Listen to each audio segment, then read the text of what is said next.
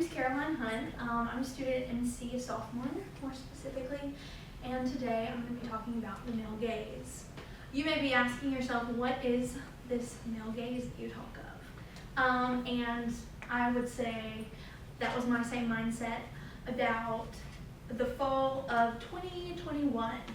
I went down a rabbit hole of understanding what these two little words mean. And I came across a TikTok actually of a girl who was wearing a full-length dress, her hair done up in an intricate updo. She had a full face of makeup on. And then I read the caption of the video and it said, "I finally stopped dressing for the male gaze."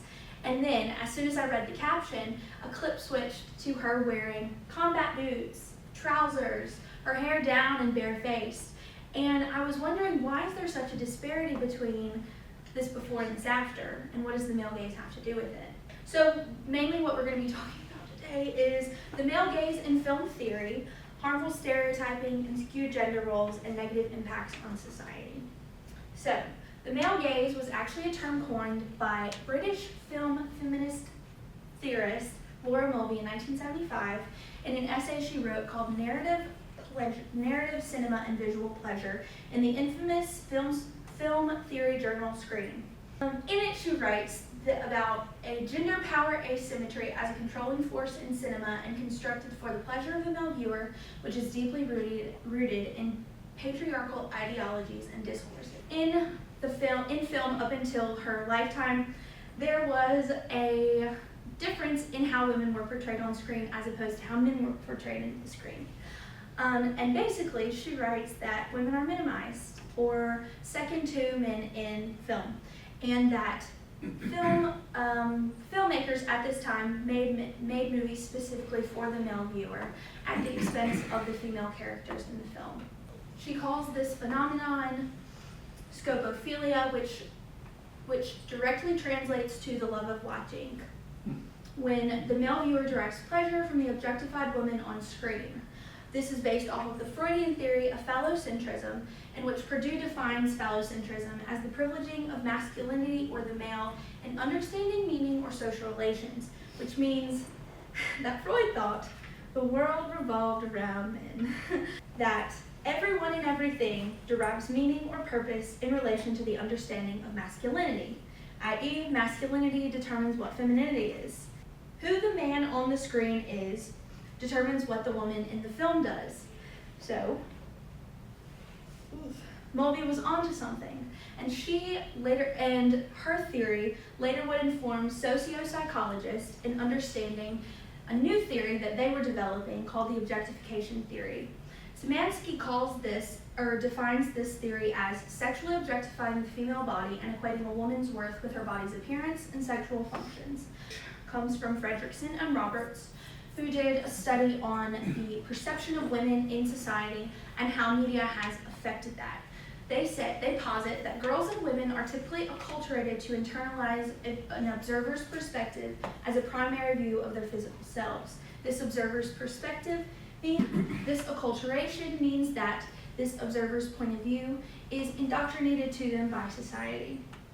If you're a man sitting in the room, which there are mostly men in here, you're probably wondering, well, aren't men objectified in the media as well? Yes, they are. According to Bernard, visual media frequently utilizes men with high ideal body shapes, i.e. men's bodies with larger chests, bigger biceps, and narrower stomachs, to convey Western beauty ideals. Research has revealed that men are sometimes the recipients of objectifying gazes, meaning that this gives way to something called self-objectification, in which, as people, we internalize what the world says about us, and we find value in who we are as people based off of what the world values in people. And self-objectification is basically minimizing who we are as people into what our physical body looks like, which, if you're a human, you can't always determine what your body looks like. So, why do we use that as a way to gauge who we are as people and our value and worth?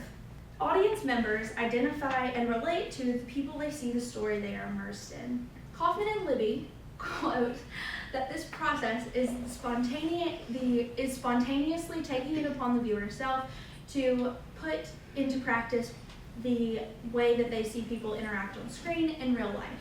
So the way that men are treating women on screen is how real life men are treating real life women. The challenge I began my research project with was, what is the male gaze? Why should I care about it? Those effects are why I care about it, because there are real life effects that happen because of this phenomenon that one woman witnessed in film and is now apparent in real life because the media we consume is who we are as people.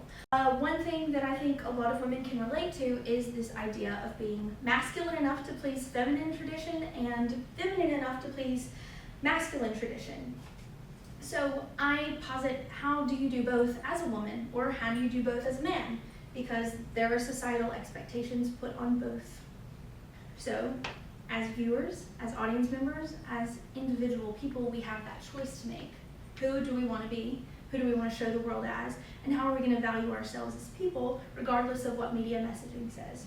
Another thing I realized from our research is that how I treat myself is a direct reflection of how I treat others. How I communicate to the outside reveals my own inner dialogue. And if it's not very positive, then that's how I present myself to the world.